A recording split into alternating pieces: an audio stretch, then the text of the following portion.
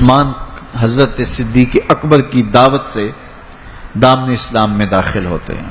ان کے چچا نے انہیں کچی کھال میں لپیٹ کر کے دھونیاں دی کہ اسلام سے منحرف ہو جاؤ، لیکن حضرت عثمان بن عفان ڈٹے رہے اور استقامت کے ساتھ اسلام پر گامزن رہے، اور اللہ نے ان کو پھر جو شانیں دیں، حضرت آدم علیہ السلام سے لے کر حضور علیہ السلام کے دور تک کبھی ایسا نہیں ہوا کہ کسی کے نکاح میں کسی نبی کی 2 صاحبزادیاں آئی ہوں۔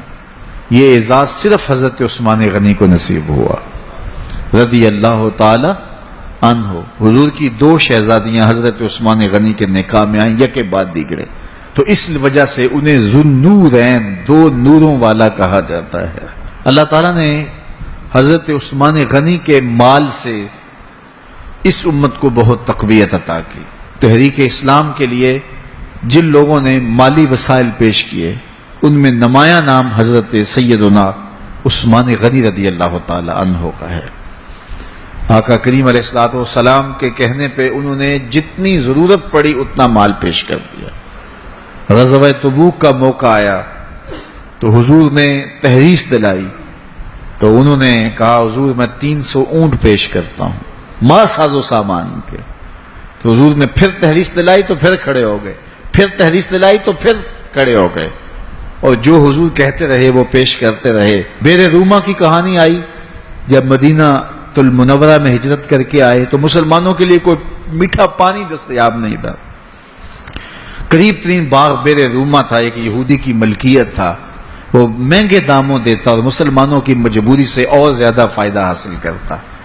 غریب مسلمان تھے، گھر بار چھوڑ کے گئے تھے، پانی بھی مول کا خریدے اور وہ بھی مہنگے داموں، پھر یہودی کے نخرے اس پہ الگ۔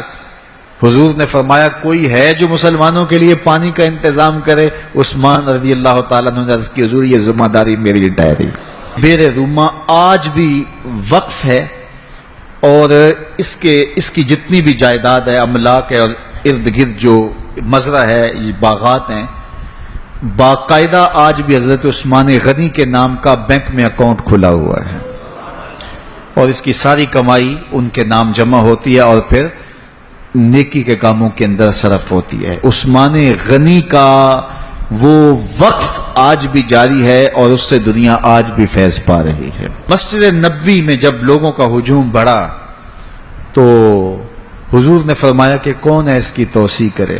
حضرت عثمان غنی نے کہا حضور یہ ذمہ داری میں اپنے ذمہ لیتا ہوں۔ تو راہ خدا میں خرچ کرنے کی بابت آئی تو عثمان کا انداز ہی نرالا تھا، اور پھر حیا جو ان کا ایک ایسی پہچان ہے کہ جو ان کی نمایاں شان ہے۔ حضرت عثمان غنی رضی اللہ تعالیٰ عنہ کا جب آخری وقت آیا تو آپ جانتے ان کا پانی بند کر دیا گیا تھا، مدینے پر بلوائیوں نے قبضہ کر لیا، اور 40 دن تک حضرت عثمان غنی پر پانی بند رہا، گھر میں محصور ہو گئے۔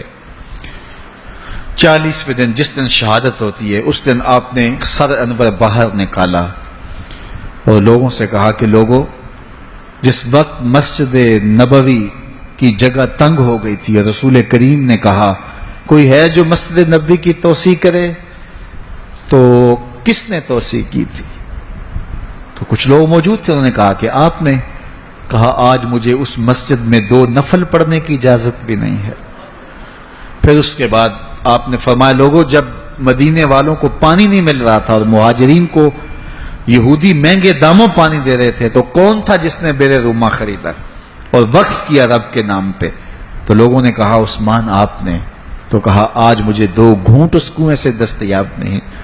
اور پھر آپ نیچے آ گئے اور قرآن مجید کی تلاوت کرنے لگے، اور جب حضرت عثمان غنی کو شہید کیا گیا 40 دن پیاسا رکھنے کے بعد، تو اس وقت آپ قرآن مجید کی تلاوت کر رہے تھے اور آپ کا خون قرآن مجید کی اس آیت پہ گرا فَسَيَكْفِيكَهُمُ اللَّهُ، اور حضرت عثمان غنی شہید ہو گئے، امام مظلوم ظلمن آپ شہید کیے گئے۔ کل قیامت کے دن عثمان غنی تلاوت کرتے اٹھائے جائیں گے۔